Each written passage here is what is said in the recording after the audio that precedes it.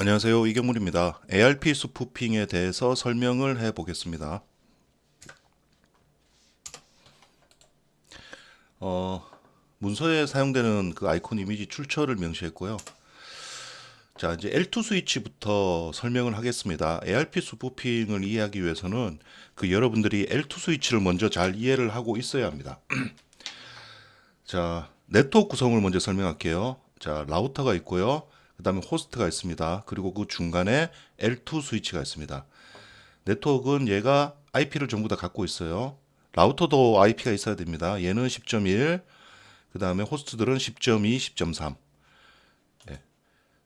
그 다음에 맥 어드레스는 AA, BB, CC 이렇게 갖고 있습니다. 자, L2 스위치가 중간에 있어요. L2 스위치가 중간에 있고요. 자, L2 스위치는 내부적으로 캠 테이블이라는 걸 갖고 있습니다. 컨텐츠 어드레서블 메모리라 그래가지고 시스코라는 회사에서 맨 처음에 그 네이밍을 캠테이블이라고 했어요. 그래서 그 그다음부터는 그냥 그 캠테이블을 얘기를 합니다. 자, 어디에서는 이거 맥 테이블이라고도 합니다. 맥어드레스 테이블이라 그래가지고요. 자, 기본적으로 이 L2 스위치는 캠 테이블을 갖고 있고요. 어떤 정보를 갖고 있냐면 맥하고 포트의 매칭 정보를 갖고 있습니다. 자, 봅시다. 이 캠 테이블은 이렇게 생겼는데요. 자, 키가 맥 어드레스입니다. 키가 맥 어드레스고요. 그 밸류가 포트 번호입니다. 이 포트 번호는 TCP 헤더나 UDP 헤더에 사용하는 포트가 아니라 이 포트 스위치에 물려 있는 그 포트의 일련 번호 있죠. 예, 꼽는 일련 번호. 예, 그거라고 생각하시면 됩니다. 자, 지금 여기가 1번, 여기가 2번, 여기가 3번이라고 할게요. 처음에 이 정보가 아예 없어요. 이 정보가 아예 없고, 자, 이게 초기화된 상태라고 가정을 합시다. 그 다음에 이 호스트가 이 자, 지금은 IP 어드레스는 얘기는 안 하고 맥 어드레스만 얘기를 하겠습니다. 자, BBBB를 가지고 있는 호스트가 AAA를 가지고 있는 호스트한테 패킷을 이렇게 보낸다고 가정을 할게요. 자, 이렇게 되면 어떻게 되죠? 소스 맥이 BB, 데스테이션 맥이 AA죠. 자, 이게 패킷이 이렇게 지나갑니다. 지나갔죠? 자, 그러면 L2 스위치는 뭐를 하냐면요. 소스 맥을 가지고 러닝을 합니다. 학습을 합니다. 학습을 하고 데스티네이션 맥을 가지고 스위칭을 해줘요. 자, 그럼 어떻게 되느냐? 요 패킷은 BBBB로 출발했죠. 소스 맥이 BB죠. 자, 그러면은 아무런 정보가 없다는 과정하에 BBBB가 소스 맥이 이 패킷이 왔는데 스위치 포트에 2번으로 들어왔어요. 그럼 어떻게 되느냐? BBBB는 2번. 예. 요렇게 해서 요 하나의 엔트리를 캠 테이블에다 집어넣습니다. 자, 그 다음에 데스티네이션 맥을 볼게요. 데스티네이션 맥이 AA죠. 자, 그러면 어떻게 돼요? 현재 이 캠 테이블에 아무런 정보가 없어요. 요 하나만 있습니다. 근데 이 AAA라는 맥 어드레스를 가지는 게 어느 포트로 연결되어 있는지가 지금 정보가 없죠. 자, 그래서 얘는 그 경우에는 어떻게 하느냐? 패킷을 드랍시키지는 않습니다. 패킷을 드랍시키지는 않고요. 이런 경우에는 그 브로드캐스팅을 합니다. 예.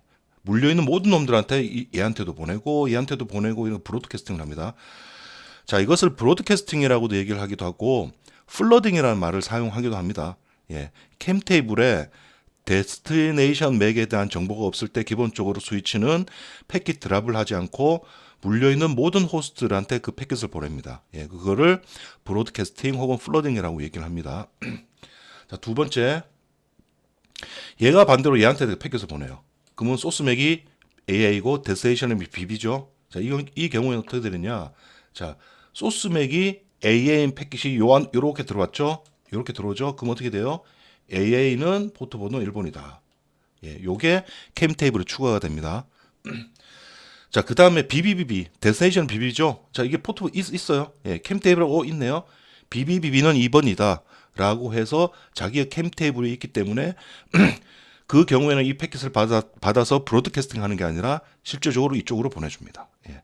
자, 이런 형식으로 돼 있어요.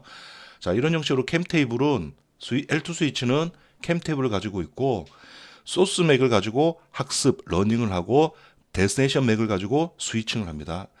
자, 이런 역할을 하는 아주 간단한 게 바로 L2 스위치입니다. L2 스위치는요, 여러분들 실제적으로 뭐 구축을 해보신 분은 아시겠지만은 건물에 이렇게 랜선이 깔려가지고 쫙 이렇게 방마다 들어가고 L2 스위치가 딱 세팅되고 나서요. 이 건물이 무너지기 전까지 L2 스위치는 건드리질 않아요. 세팅할 게 없어요. 정말로 하나도 세팅할 게 없습니다.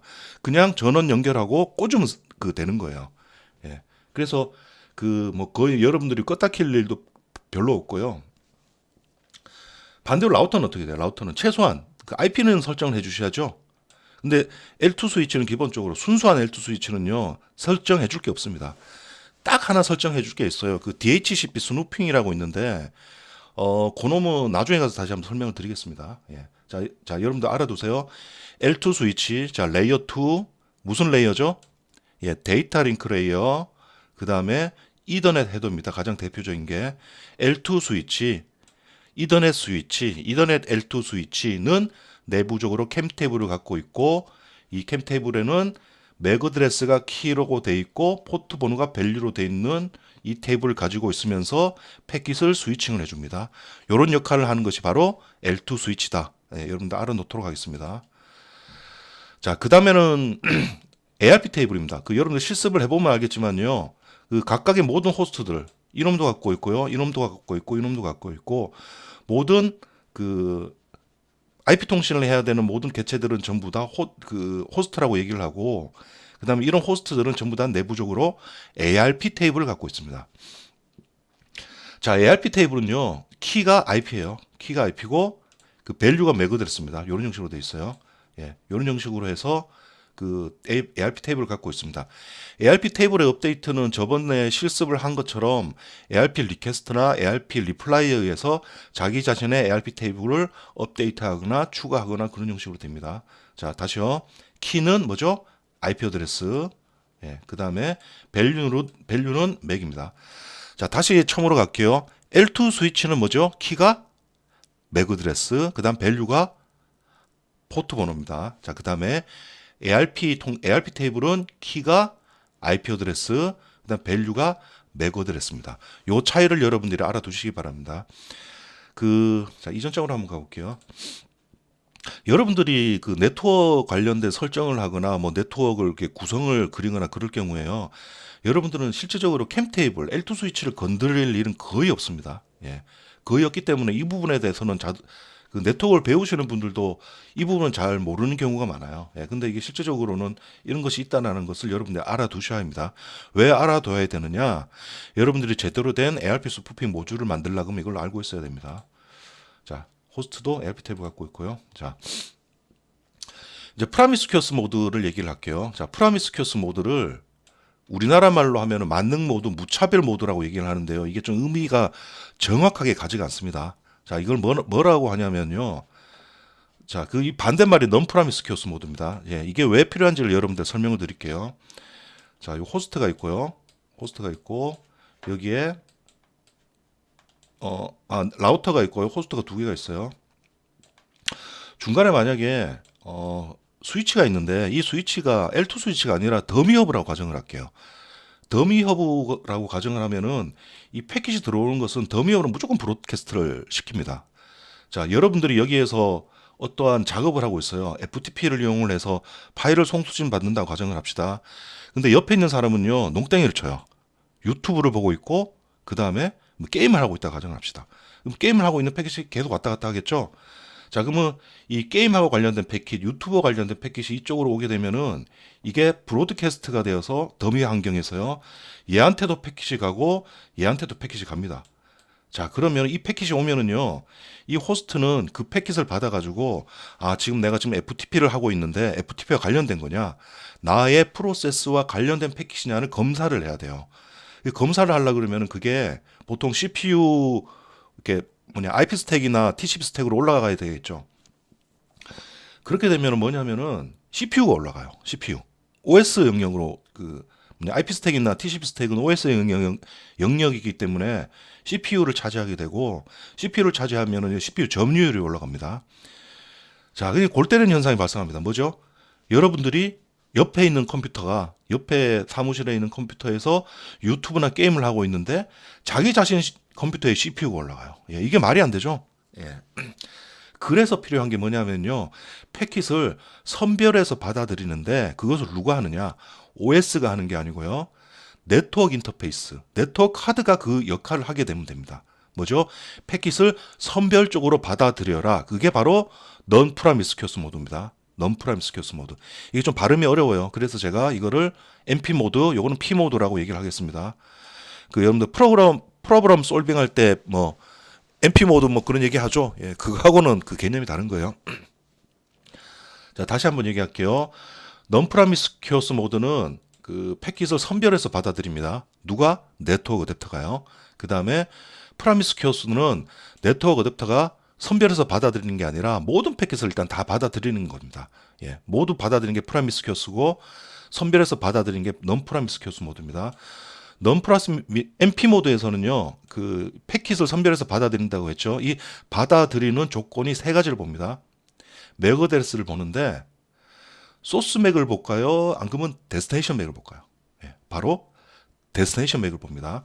데스티네이션 맥을 보고 그 맥이 내 자신의 맥이냐, 그 다음에 브로드캐스트 맥이냐. 자, 이게 브로드캐스트. 여러분들 ARP 리퀘스트 같은 경우에는 브로드캐스트로 들어오죠. 자, 그러면은 이 패킷을 받으면은 그 ARP 스택을 올려야 될 거 아니에요. 그죠? 이것도 당연히 디폴트로 받아줘야 됩니다. 자, 그 다음에 멀티캐스트 맥이라고. 이거는 방송용으로 예전에 나온 게 있는데, 그 엠본이라고 있는데, 요즘엔 잘 사용하지 않는 겁니다. 자, 아무튼, 자, MP 모드에서는 받아들이는 맥 어드레스가 나 자신의 맥, 브로드캐스트 맥, 멀티캐스트 맥입니다. 이 세 개를 받아들이는 게, 요것만 받아들이는 게 바로 넌 프라미스큐어스 모드고요. 모든 패킷을 다 받아들이는 게 프라미스큐어스 모드입니다.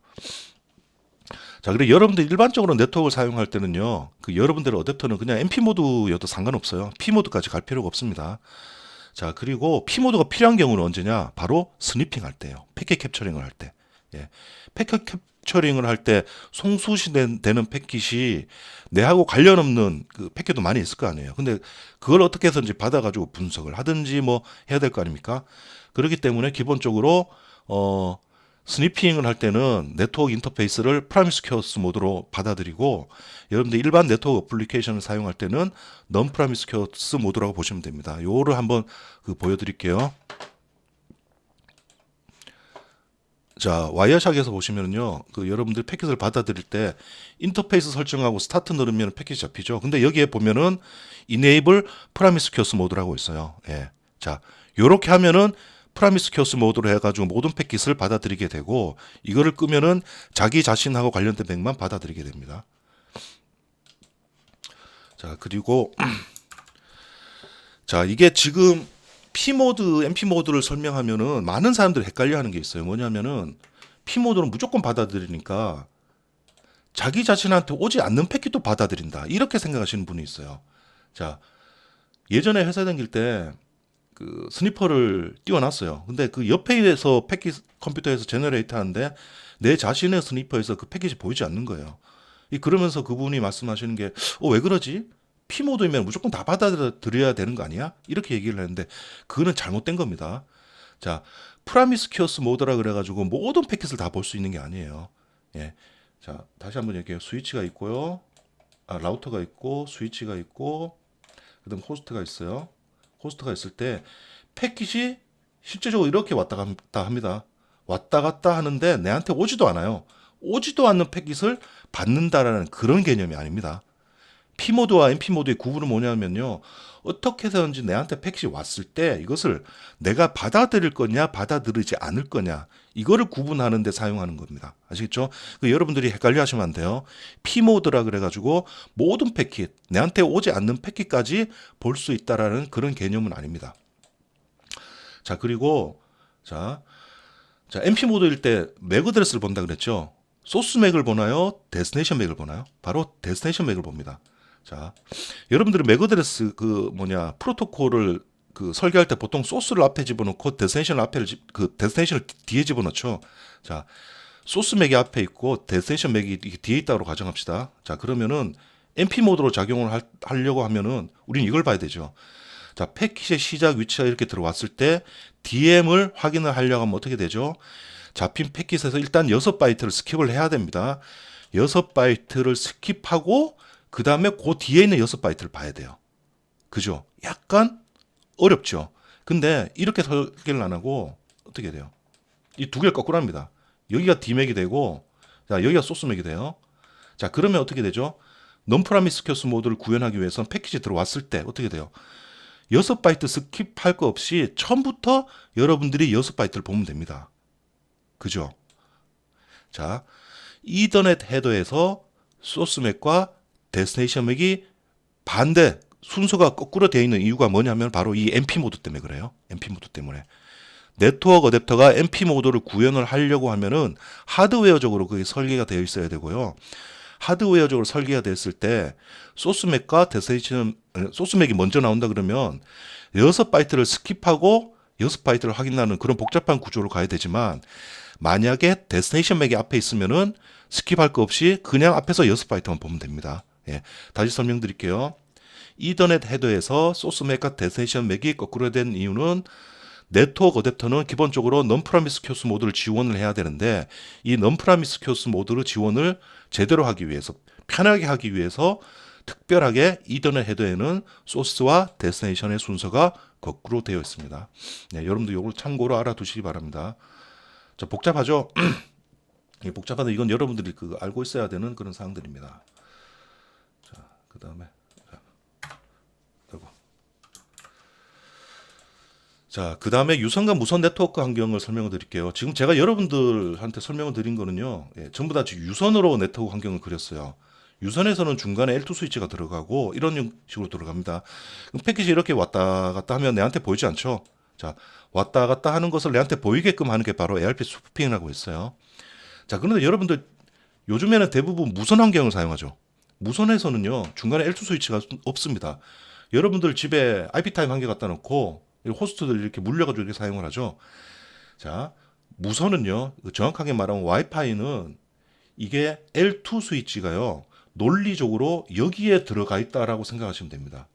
예, L3 기능을 하는 그 라우터하고 L2 기능을 하는 이 스위치가 두 개가 붙어서 하나의 공유기라고 보시면 돼요.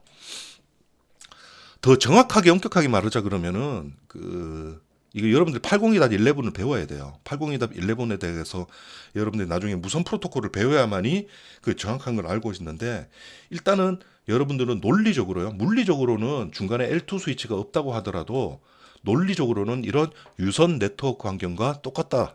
예, 라고 여러분들이 생각을 하시고 여러분들이 무선도 뭐 그렇게 보시면 될 것 같습니다. 예, 그다음 자, 이제 ARP 스푸핑 용어를 정립을 할게요. 이 용어를 정립하는 이유는 뭐냐면은 여러분들이 ARP 스푸핑 관련된 코드를 작성하죠. 코드를 작성하면은 이제 코드 리뷰를 해야 되고 그러는데 이거를 용어를 정립을 안 하니까 모든 코드에 대한 그 변수명, 클래스명, 함수명 같은 게 전부 다 제각각이다 보니까 코드를 보기가 너무 힘들어요. 자, 그래서 제가 정리를 해드리겠습니다. 자, 어태커. 예, ARP 스푸핑을 공격하는 호스트를 어태커라고 합니다. 그 다음에 샌더. 뭐죠? IP 패킷을 보내는 놈입니다. 그 다음에 타겟, IP 패킷을 받는 놈입니다. 네. 자, 프리비어스. 자, 볼게요. 이거 지울 수 없나? 이거 계속 이렇게 지워야 되나?